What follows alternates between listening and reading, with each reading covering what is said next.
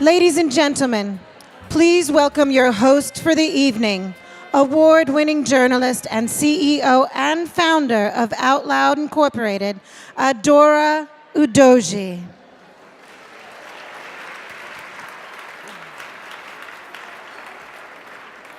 Thank you very much. I love applause, so thank you. And good evening and welcome to Regender's 2015 annual benefit. I'm delighted and I'm excited to be here among all of you and among some extraordinary people doing extraordinary work. I've done many of these events and I can say for certainty I've never said before the show started that I think it wouldn't be overstating to promise you an incredibly powerful evening of thought, of word, and of video. Tonight we celebrate our honorees, Mary Byron, a retired partner, Goldman Sachs,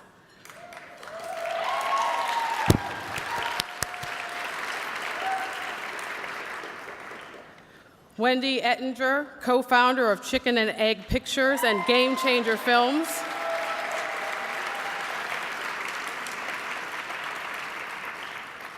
Shirley Franklin, former mayor of Atlanta, Georgia.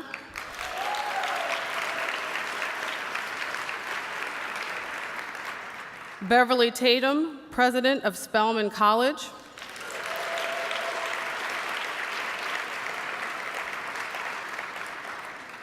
And Amy Ziering, an amazing, amazing filmmaker.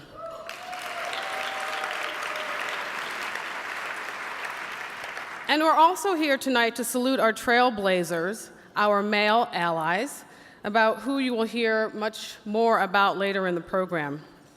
And as I thought about coming here tonight, I find myself, it's one of those things, as soon as you start paying attention, you see the numbers everywhere. And we all know that some of the numbers when it comes to gender equity are pretty depressing, right?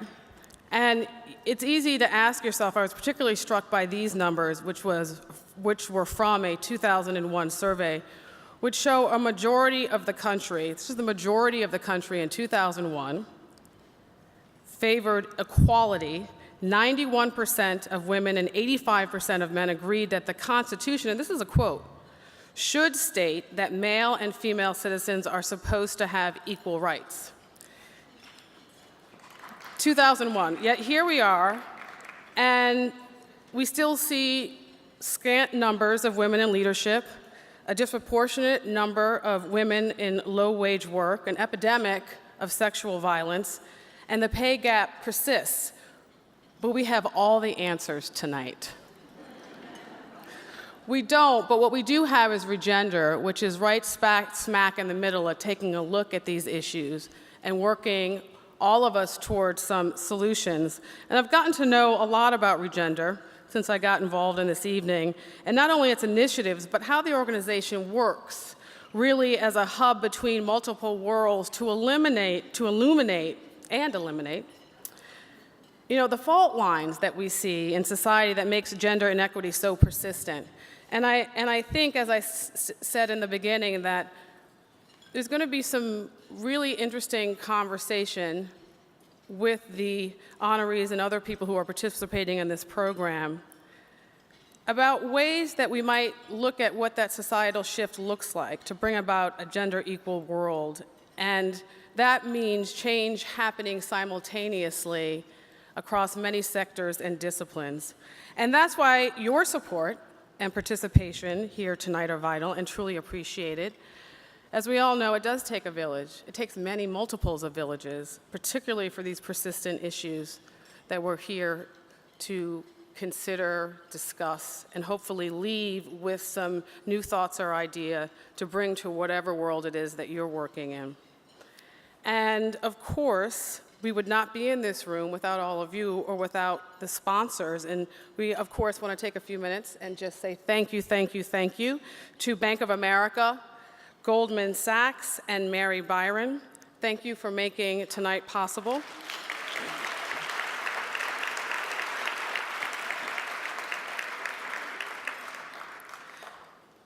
And later on this evening, as I mentioned, we're going to learn more about the Male Allies campaign. And on each of your tables, you should find an invitation to join the campaign. So you know we like to see those pens moving while you're eating and writing. That can be good. And something else you don't want to miss is Regender's virtual journal. So be sure to look up at those screens during the dinner break. And if you're too busy enjoying dinner or the company of your table mates, don't worry. The journal will be on the organization's website for the next year, and you're going to, of course, get some elements of it in your inbox, coming to your inbox soon. I'm sure you'll appreciate that. That is if you're on the email list. So again, break out that pen. Like to see eating and writing, because we really would like to have your email address. And also gives you access to all sorts of research and information and gender stats that provide the data and information that many of you will find incredibly useful. And of course, it is 2015, so we have to talk about the tweet, right? We got to talk about the tweet in 2015. We're hip here, right, folks? We're hip. Let all your Facebook friends know where you are, what you're doing. Photobomb the people next to you. And if you don't quite know how to take that perfect selfie, you can always ask the folks at the EY table. Those folks are at table 6. Please raise your hand. If you don't know, they can help you out on that. We want to see it all, so have fun and help keep the gender conversation going by using the hashtag It's About Gender. And now it's time for me to give you something to tweet about. Are you ready to get the action started? We're going to bring up a force of nature. Please give a very warm welcome to Regender's president, Anya Duggan.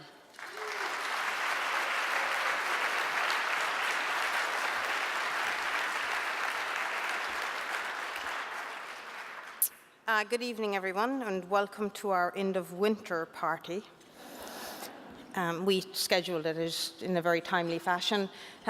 It's a real pleasure to be in this room with everyone this evening. We are simultaneously celebrating our 33rd year and our first birthday.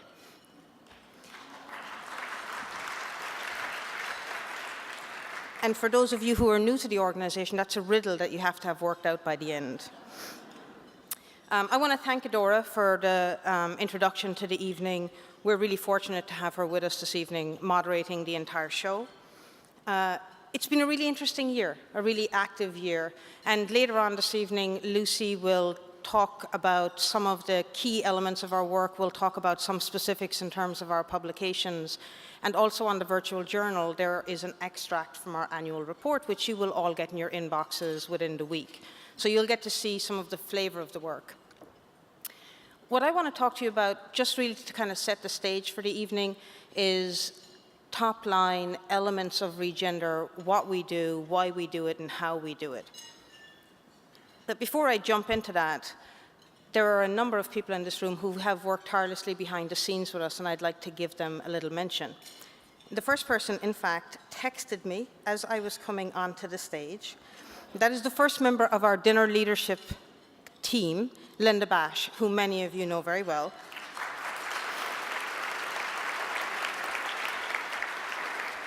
And I quote, "Sorry to be so late in wishing you a dynamite evening. Say hello to everyone for me. I'm there in spirit." I explained to somebody earlier that Linda has always had a conflict with a family event at this time of the year, and this year, maybe the first time in a couple of decades, she has chosen to go to the family event instead, and I think she has earned that break. Jen Allen, PwC, as always, a terrific leader. Thank you for being part of the committee. Michelle Geist at EY, and we have Trevor Gandhi at Chubb, Peter Burns at Loog Studio, and Indira Arrington at Bank of America.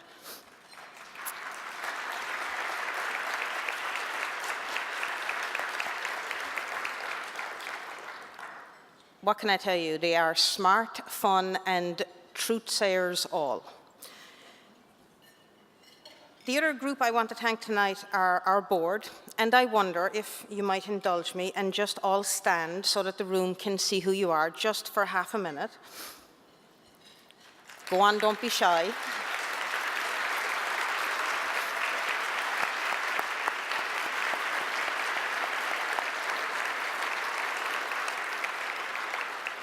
They're a terrific group. They put in, so many hours, even though they have very busy schedules. And I would say they're also a very brave group. They're always willing to go on the path less traveled. Of course, Lucy is our fearless leader. Thank you, Lucy. I am so glad that your voice has returned so that you can bookend this show tonight. I should also mention that Lucy is a grandmother of late. And I'll be expecting her to share with you how she is not buying a pink or a blue onesie. I suspect she daren't in light of disorganization. So back to the work of Regender. The easiest way to describe, I think, a lot of what we've put in place over the past year is that at its core, our work is about applying a gender lens with the intent of disrupting gender norms, particularly the gender norms that cause gender inequality. And all of our initiatives take the approach of looking at structural issues as opposed to individual behavior issues. And you're going to hear that theme echoed in a number of the conversations tonight. So in our gender lens conversation, it ties directly to the work that we're doing in our identity and sexual violence work. It also ties very well with the fact that we truly believe that you cannot move things with just one group or one industry, one sector, that it takes groups working together. And what you'll see in the conversation about the films is that Amy Ziering's movie is really the sort of connecting point between information and action happening at the level of Congress. And so really, the idea of the arts, the idea of film being the natural bedfellow of social justice movements will come alive on this stage this evening.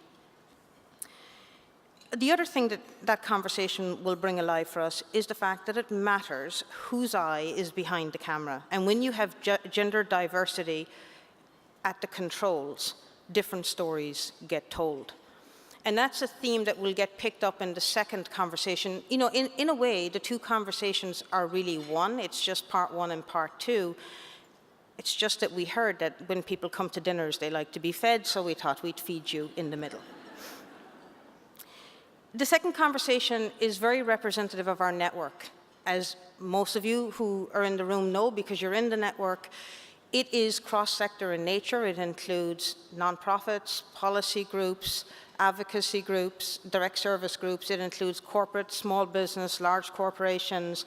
It also includes people from the philanthropic sector and government agencies. And of course, at its core, it has our academics. And so on the stage tonight, we will have higher ed, we will have government, and we will have corporate America represented, and we will hear why it really matters to have gender diversity in those leadership roles. And one of the threads to the last part of the evening is looking at the limitations of teaching women that they should lead like their male counterparts, which we often hear about, that there's a huge difference between having diversity at the table and having it be included, and having diversity at the table and having it be assimilated. And the last part of the evening will pick up the idea that, even that idea of masculinity that we lead with today is very limiting for men as well as for women. And that there's a need for us to look at masculinity, some of the good things about it and some of the problems with it. And that when we look at it as a group, when we share in the sort of understanding that it hurts everybody, it isn't just one side of the population, then maybe we can come together and actually fix it together for everybody.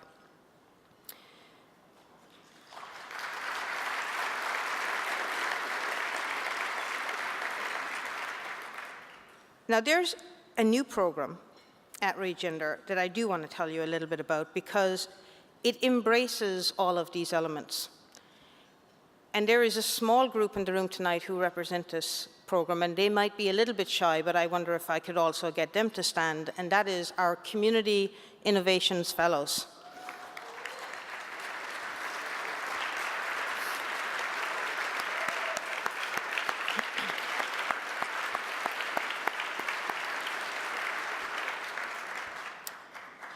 It's a larger group, but it's a national group, and not all of them are in New York. It is made possible by the support of the American Express Foundation, so I want to thank you, Richard.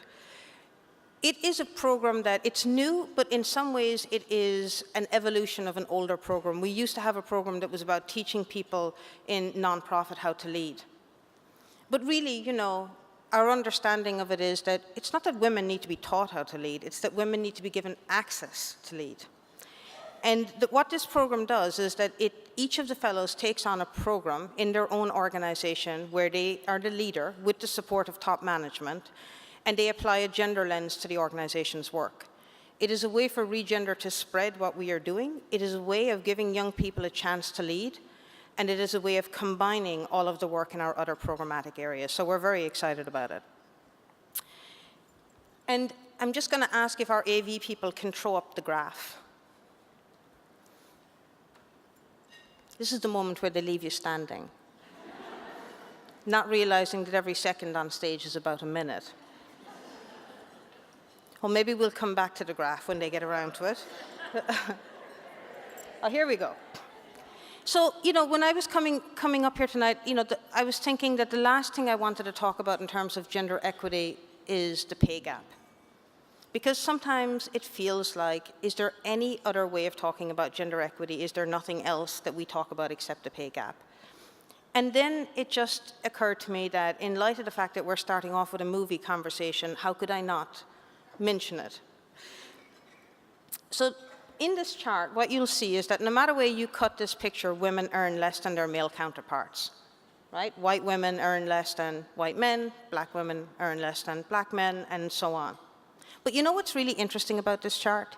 Look at the comparison between white women and black men, and look at the comparison between black women and Hispanic men. I think this chart shows that when you take a true and broad gender lens, the picture is always a little bit more complicated than a binary. And so just leave you with that thought tonight. Now, I don't want to end on a chart. I mean, we are a research organization, but still, this is a party. And so I wonder if I could get the assistance of the room to help me thank the very, very small team at Regender. I want to say thank you to Erica, Gail, Heba, Linda, Mary, and Suda for the amazing job that you do every day, your dedication, your hard work, and above all else, your amazing senses of humor. My deep, deep gratitude and respect.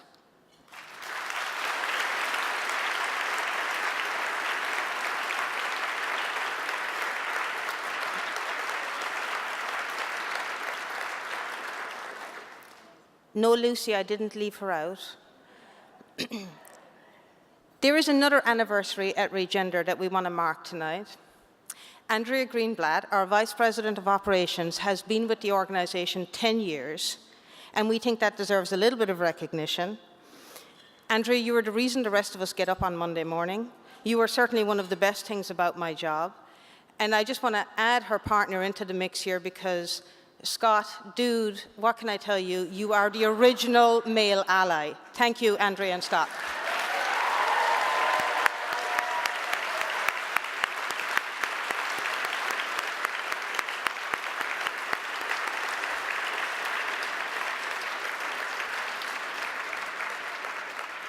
It's great to see you all here. Enjoy the party, and now I'm going to hand you back to Adora.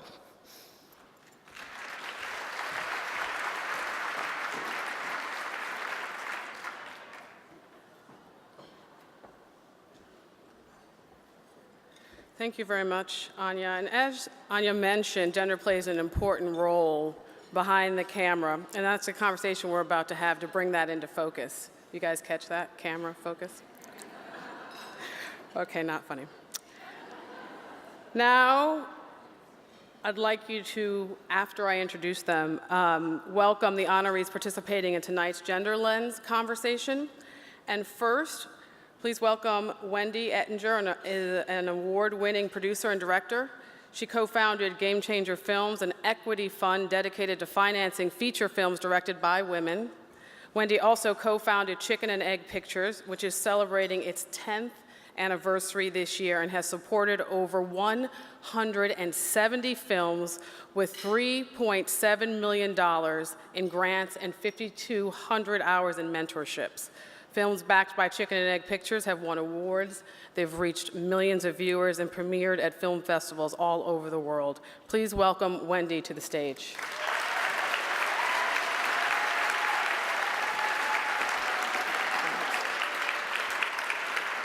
And as Wendy settles in, we're going to take a look at a clip of her film, one of the films that she backed, called Private Violence.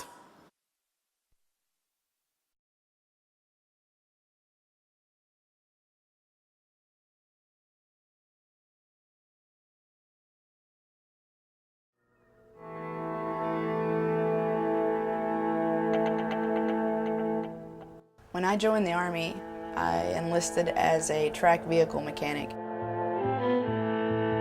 To be honest with you, I was really not expecting to ever have to fire my weapon. It wasn't until after she came back that she told us some of the details of the firefights. When we go outside of the wire, the enemy doesn't care what gender you are. I think my soldiers had a difficult time. I think a lot of the general public probably has no sense at all of the kinds of things women like the Lionesses are doing. They needed Lioness team so badly, and so many, that even as a support officer, I was pulled in. In Iraq and Afghanistan, the Lionesses did what had to be done. I felt like the Gestapo. And I was running with that Marine firing team, and there's insurgents all around me firing at me.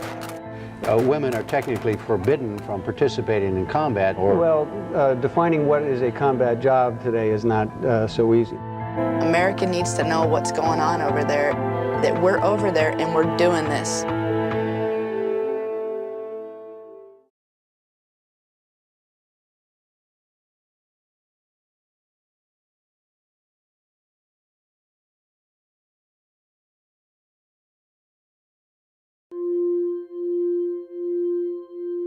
I do this work because I survived a really violent relationship, and it took me getting into this work and understanding it to really see that it's just so widespread.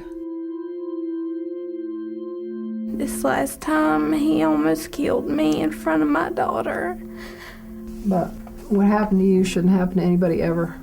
I know that. That's why I'm here.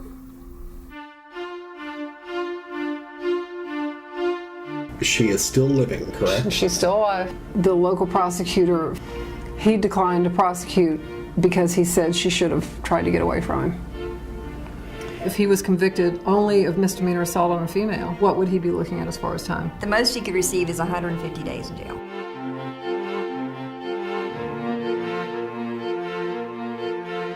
The daughter and Deanna were back in the cab part of the truck. He just started beating on her. Martina asked him over and over, why are you doing it? Why are you hurting my mama? As an advocate, there were so many injustices that I felt like happened with her. Martina was removed from Deanna. What was it like when they came and took Martina? It destroyed me. It can be heartbreaking and frustrating, but it can also be unbelievably uplifting.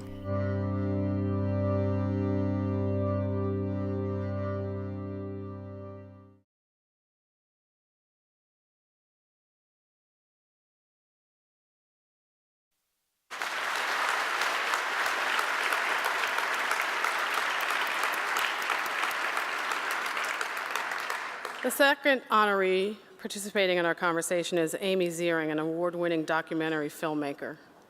Amy's films include the groundbreaking Invisible War, about rape in the U.S. military, and most recently, The Hunting Ground, an expose of college campus rape that received acclaim at Sundance among many highly rated critiques of the film. Welcome, Amy.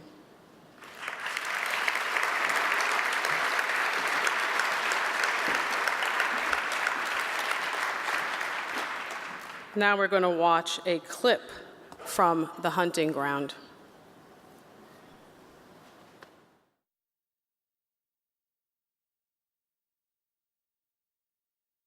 I got a call from the Dean of Admissions asking if you were to get into Harvard, would you accept? And I said yes, because I knew my mom would kill me if I said anything else. The first few weeks, I made some of my best friends, but 2 of us were sexually assaulted before classes had even started. I went to the Dean of Students' office, and she said, I just want to make sure that you don't talk to anyone about this. They protect perpetrators because they have a financial incentive to do so. The problem of sexual assault on campuses is enormous. I think it's fair to say that they cover these crimes up. There's a lot of victim blaming. He lectured us about how we shouldn't go out in short skirts. They told me, despite the fact that I had a written admission of guilt, that what I presented to them could only prove that he loved me. They discourage them from going to the police. If it goes to the police, then it's more likely to end up as a public record. Universities are protecting a brand. Campus police cannot contact an athlete. He won the Heisman Trophy with his DNA rape kit. Just sit down with the students and ask them, where are the hot spots? SAE, sexual assault expected. The second most common type of insurance claim against the fraternity industry is for rape. Her rapist's name matched the name of 2 other cases, and he was allowed back on campus. The message is clear, you're not gonna win. We started seeing, what was happening at campuses across the country. Why has no one connected the dots before? These students went from sexual assault victims to survivors and now activists. My name is Carolyn Luby. My name is Alexa Schwartz. My name is Ari Mostov. This is a national problem. We are fed up!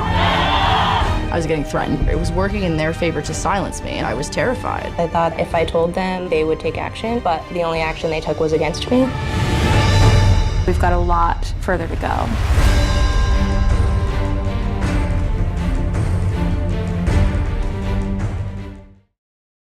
Wendy, why don't you talk to us about how you make a decision about which films to fund? Like, what's foremost in your mind? Well, at Chicken and Egg, usually we have about 600 submissions, and we are really only able to select 15 to 20 films to fund. And so it's a very highly selective process. And we look first and foremost for very compelling stories and great craft and a real commitment on the filmmaker's part, because these are 3-year processes, and especially if they're social issue documentaries, you have to have someone very, very committed to spending those 3 years working on their engagement campaign and getting the word out. And I would be incredibly remiss, without saying that my esteemed colleague Judith Halfand is here, who I co-founded Chicken and Egg with somewhere, and our EP Jennifer Wilson.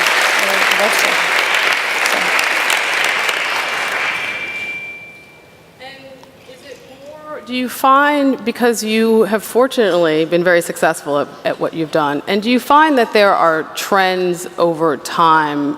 Do you find, for example, many filmmakers today taking a hard lens, thanks to Amy, at, say, sexual assault, or more at domestic violence, or more at pay equity issues? I mean, do you see trends in the kind of submissions? We absolutely see trends. There was certainly women's reproductive health was a major trend, and certainly we had an interesting trend this year where it was women in sports, which says we had an open call for films about women, and of course all of our films are directed by women. And there was a film about a Libyan women's soccer team, and a film about leadership in emerging women leadership in Egypt as well. And of course, private violence, when people see films like Private Violence and they're on HBO, that inspires a whole new wave of filmmaking, and I think it really opens the door to filmmakers that think, oh, I have a story to tell as well. And Amy, how does it work for you? Is it you find yourself obsessed with a particular topic and then you go investigate and find the people who personify the story, or do you find it works the other way around? You meet these characters and then you understand what their story is. What kind of propels you in filmmaking? No, with us it's always, we first find the issue and then we find the subjects for that issue that sort of carry the narrative. But no, it's more like we get interested in some subject and start investigating, and if that investigation proves fruitful, then we pursue it. And how would you describe that process of trying to personify facts and figures? The process of personifying facts and figures? It's a real challenge. I mean, you have to sort of juggle that, at least for our last two films, when we decided we actually not only wanted to make a really dramatic and compelling cinematic experience, but we also sort of wanted to have a real leverage to compel social change. And how do you do that? And our most recent film, The Hunting Ground, is on campus assaults. And there is a dramatic arc to that, but also there's a lot of incredibly deep and rich issue material you have to sort of do justice to. And how do you make Title IX, riveting? But you have to kind of do your due diligence and explain it to the audience, but not make it too wonky. How do we explain why, there are just so many issues that come when you want to study that. So you'd have to, I encourage you all to go to see the film, but it is that constant sort of, find your compelling narrative arc, but also make sure that the issue part is also engaging and not too, dry, so that the whole experience ends up being, for us, we want it to be a thrilling movie experience, but at the same time, you're actually getting an incredibly useful and informative, view of this whole landscape and issue that you wouldn't have had otherwise. And Amy, Wendy, what's your take on that? Because many of the issues that you're covering are very serious and they're important, but then how do you also create that narrative and make it an experience for the viewers? Well, it's a good film. I mean, everybody wants a good, engaging, captivating film at the end of the day, because that's the film that people will watch. And if you want to create change, you really need to make your film entertaining to a degree, whatever the definition of that is. And so certainly Chicken and Egg through the years, one thing that we work very hard on through our mentorship and workshops is bringing in editors and bringing in people who are in the field that might, advocates in the field who might edify the issue in some way or another. So at the end of the day, you just want the strongest film that will move as many hearts and minds as you can. And I have to just say, I've seen Amy's film and it's spectacular. It's at the Angelica Theater, and I encourage everyone to see it. I'm hopeful we're going to see the clips because it's pretty powerful. That's a good setup to the clip. I mean, I see her hard at work. But the two of you have an experience that there are many filmmakers, particularly documentarians, who would love to be able to say, which is you made a movie, people went to go see it, and legislators paid attention. Can you tell us a little bit about what your experience with Lioness, and tell us a little bit more about that movie, and then Amy, if you could talk about Invisible War. Lioness was so thrilling because it was really the first film that we had worked on where you could really see policy shift. First and foremost, the filmmakers had to decide what they wanted to change. And they had spoken with the women in the film, and they'd been sent over to fight, but in Congress there was nothing that said women could fight. So when they would return, some of them, a couple would get health benefits, and then a couple wouldn't. It was crazy. So they decided that would be their focus. And then you have to understand what's so exciting about this is you're just putting all these pieces in place. So, you're finding alliances on Capitol Hill. Well, who has been pushing for those bills? In this case, Senator Murray. And then you're reaching out to press, and you're having your theatrical screenings, and you're getting eyeballs on it. And you're getting this momentum to the point of I was somewhere, and a congressman ran up to me, and he said, "Do you have a copy of Lioness? Because everyone else has seen it on the Hill." And then they showed it on Capitol Hill, and the most thrilling part of that was you had these subjects, these women who had had very little exposure to the world, and suddenly they were on Capitol Hill and they were given a voice. And people were listening and sitting down with them, and they were telling their stories. And then, of course, this bill passed, which was unbelievable. But what also happened was that the Lionesses became advocates and spokeswomen for the film. And so they've become so empowered in their own right. And that to me was as exciting as anything else. Tell us just a little bit about the women. It's about women who face combat. Could you tell us a little bit more about the story? It's a movie about women who essentially were deployed to Iraq, and they were, one was in charge of ammunition, and one was a mechanic. And at some point they realized, because it was the Middle East and because of the gender issue, they needed women to essentially search other women.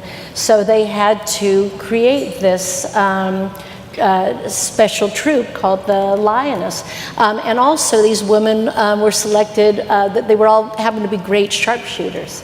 So they were trained very, very quickly, thrown into the situation, and all were involved in active combat. And then, as I said, when they returned, they were received like, women don't fight, and literally they'd have to pull out the film and say, well, watch this. Amy, you...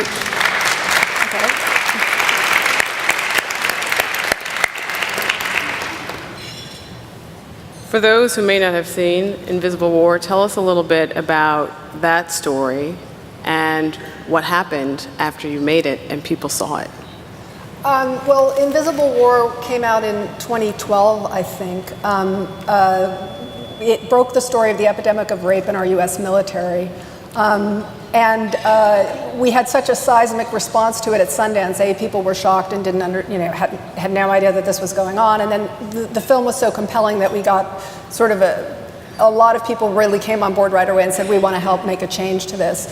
So I sort of quickly thought, okay, this could be we have a moment here, how do we seize it? So I immediately orchestrated 2 Hill screenings, got a Senate committee of 16 senators to sponsor one of the screenings, and started sort of a policy, push in DC, which ended up in the wake of the film. Now we've had 35 reforms passed. We've had Senator Gillibrand penned the Military Justice Improvement Act, the MJIA, and she's been working for the last 2 years to get that passed. And we almost did, but they moved it from. We had a majority of senator votes, which was a miracle, but then they moved it to filibuster. So, but we're still working on that. It's now being used as a training tool across in military bases, which is absolutely phenomenal, beyond anything we would have expected and dreamed. So, yeah, and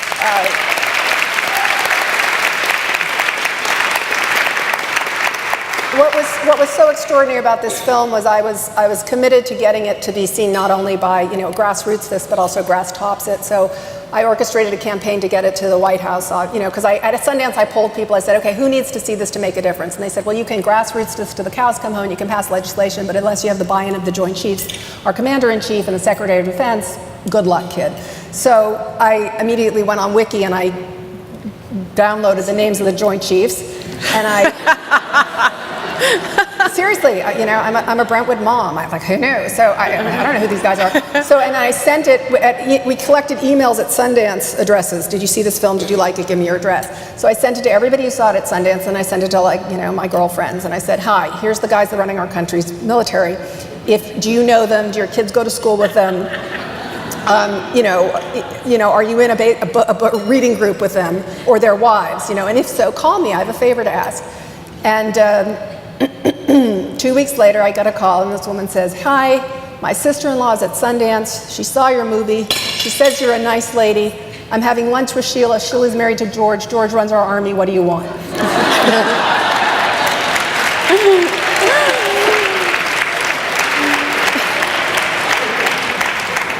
And I said, I want one thing. I want Sheila to see the movie. But here's the catch, I'm not going to mail you a DVD, because at that point it had just opened, the only people who had seen it were the 5 audiences at Sundance, and we were in control of this. And I didn't want that DVD circulating because I didn't want talking points being written, I didn't want the underlings to see it, and then the communications team at the Pentagon, and then it would just get buried. So I said, here's the deal, I have to show it to her in person, and I said, do you feel comfortable, it's a little weird, but do you feel comfortable making that ask? And she said, yeah, Sheila's a big girl, she'll say yes or no, I'll ask her. So she went to lunch with Sheila, and I called her 2 days later. She said, I gave Sheila your phone number. Here's Sheila's phone number. She said, call her. I called Sheila. She says, I'm in Florida. I'll be back in Virginia in 2 weeks. Give me a call. We'll figure something out. I'm happy to look at your film. Kirby and I, the director, we find a screening room in DC. I call her. We set a time. We fly out. She shows up with George. We screen the movie. He sits down at dinner and he says, and this is actually off the record, but, well, you guys can hear it, but this no, but he don't tweet that. Yeah, don't tweet this. He said, I learned more, Amy, I learned more in watching your film than in 40 years of reading briefing papers on this issue.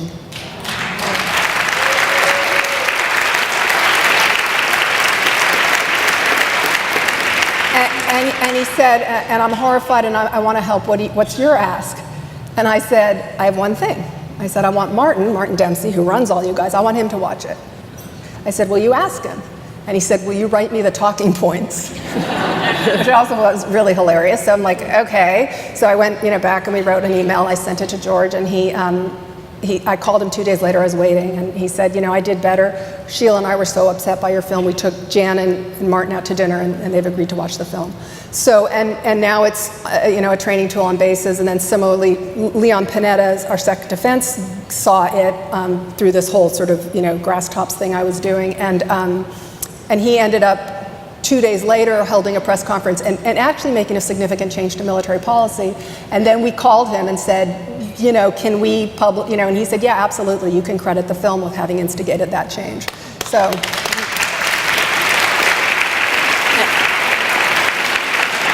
And now, the clip. Can you talk a little bit about what it was like when your parents found out? They still don't know. They still don't know. Yeah. I thought about telling them many, many times. And I didn't tell my parents until a couple days later, which was probably like the hardest thing I've ever had to do, ever. I'm gonna start crying. Okay, you can cry. You're comfortable with it. Like, I remember like Skyping my dad, What worries you about telling them? The conversation afterwards. I worry that they look at me differently. I'm worried that they want to talk about it again. And just the fact that they would know. And it would just be there in their minds when they looked at me.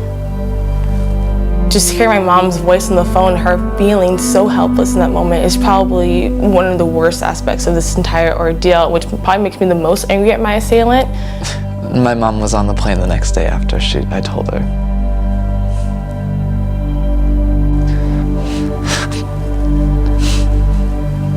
My dad, he wears his Notre Dame ring every day. I've never seen him take it off, and he wasn't wearing it anymore. His finger that has a permanent mark from his ring didn't have his ring on, and it was even more heartbreaking for me to watch my dad. I call her from 1,000 miles away and tell her this, and I just wanted her to be there.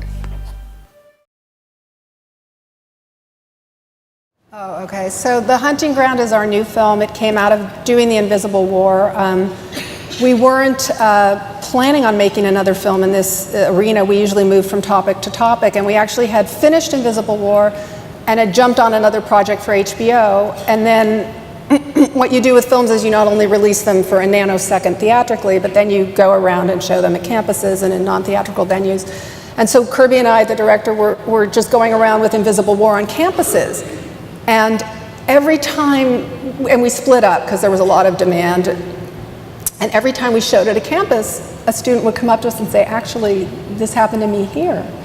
And there's a lot of similarities between what you pointed out going on in the military that went on my campus. And this was two and a half years ago. So we kept hearing this and we thought, well, that's really strange, and we trade notes, and then we started getting emails in our inbox. Dear Ms. Ziering, dear Mr. Dick, thank you for Invisible War. Would you please make a film on what's going on right here at our schools? And then they tell us these stories. So then we, like I said, and I'm a parent. My daughter's here. Hi, Hannah. I didn't know. We both felt like we didn't really know or realize this. So we started doing our own investigating again, and then found out. Started talking to kids around the country, and found out no, it actually is as bad as these stories we heard, and actually much worse. And then we just felt compelled to make this next film. So the next film's called The Hunting Ground. This montage you just saw, which it didn't come in right at the start, but it was one question that I asked. These were all survivors in the film of assault on their campuses, and I asked them. The opening question was, how was it when you told your parents, or something like that? And as you saw, some of them hadn't even told their parents. So that was a collection of different clips from students from different schools, I guess what I can say about that is it's currently, as Wendy said, it's in theaters now in New York. It's at the Angelica until Thursday, and then it's moving to somewhere in the East Cinema Village, and then the city, it's Upper West Side. So if you want to see it, it's in theaters for a very short time. I highly encourage you to do so. It's giving you information that, as I said, you won't get elsewhere, because obviously this is an issue that for reasons, powerful institutions don't exactly want to sort of provide full disclosure on, which the film goes into.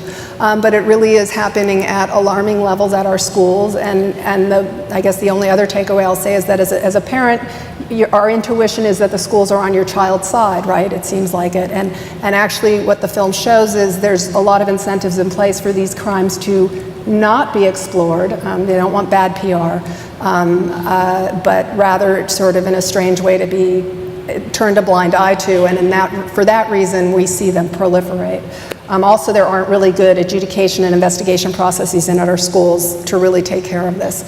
So I guess that's kind of it in a nutshell. I'm sorry about that. I encourage all of you. I mean, it's really powerful stories in The Hunting Ground. Wendy, can you talk a little bit about, it was really fascinating hearing you talk about the teams that you work with and how many women filmmakers you see, and also how it's, there's so much work done with men and women. It isn't just, all women, but talk to us a little bit about what that dynamic looks like, to Anya's point, that it really does take, everyone to make a difference towards some of this work. It completely takes a village, and it's interesting. Many of our supporters are in the room today, and advocates as well. So it's almost like you could sit at your table, look around, and everyone there has an opportunity to make a film, fund a film, or fight for an issue in a film. And all these films have so many steps along the way where people can participate and become engaged. And I don't even know that they realize it, but there's so many films that we're dealing with today that really touch people. And it's not going to touch every single person, so it's become more niche. So everyone who's interested in gender inequality will be drawn to a certain set of films, and someone else might be drawn to environmental films per se. But the goal is to galvanize audiences who, and obviously in terms of policy, get things to the Hill, and talk to as many people about how they feel, so that the word gets out. As a producer, it's interesting you talk about the niche audiences. As a producer, are you seeing that as is a real advantage in building audiences for these movies, right, who may not have had any access in the past, but now you've got multiple distribution points, right? Yeah. So the way that films now begin is with a Kickstarter campaign, because you want to start to build your audience day one. And those are the people that's your core group. That's who's going to be following the progress of your film. And then you want to reach out to all the partners who would touch upon whatever issue that you're dealing with. And again, that's the sort of research that Amy was talking about before. And that's, nationwide or worldwide. So, okay, they're your partners. They have all of their groups, so they can embed your film, all the information about your film, all the issue on their website. And then you bring in all the experts in the field, or the advocates, so they can inform you. Are these credible sources? Is everything being said in the film true? Can it be backed up? Now, they have an invested interest in it. And then you have your funders and the people that are supporting it, in our case, Chicken and Egg. And then they have their whole circle of friends. So suddenly, you just have this momentum building and building, and more people invested in the film and learning more and more about the issues. So by the time the film is launched, ideally, you've got an army, and you're ready to go with the film. And Amy, I think you've talked about this. I mean, you were primed and ready, and having done Invisible War sort of helped open the door to The Hunting Ground. Can you talk about the reception that you've gotten? Because you've described it as really pretty amazing. The reception to this? Yes, to The Hunting Ground, yes. Yeah, we've made a lot of films. We never had a film premiere at Sundance like that. We had multiple standing ovations at each screening. And the most striking thing I remember from Sundance was, you open your film and then you do press all the next day, and press is all lives at Sundance. They cover every film. And we sat down to do an interview, and actually the reporter was a male reporter, and he started to ask me a question about the clip you just saw, and he started to cry. And this is a day later. I mean, he'd seen the film the night before, and we've never had a response like that where he was so affected by the film. And he then wrote me a note apologizing. I would say, no, that's a great reaction. That's what we want. So. Well, Wendy and Amy, congratulations to both of you. Thank you so much for your patience.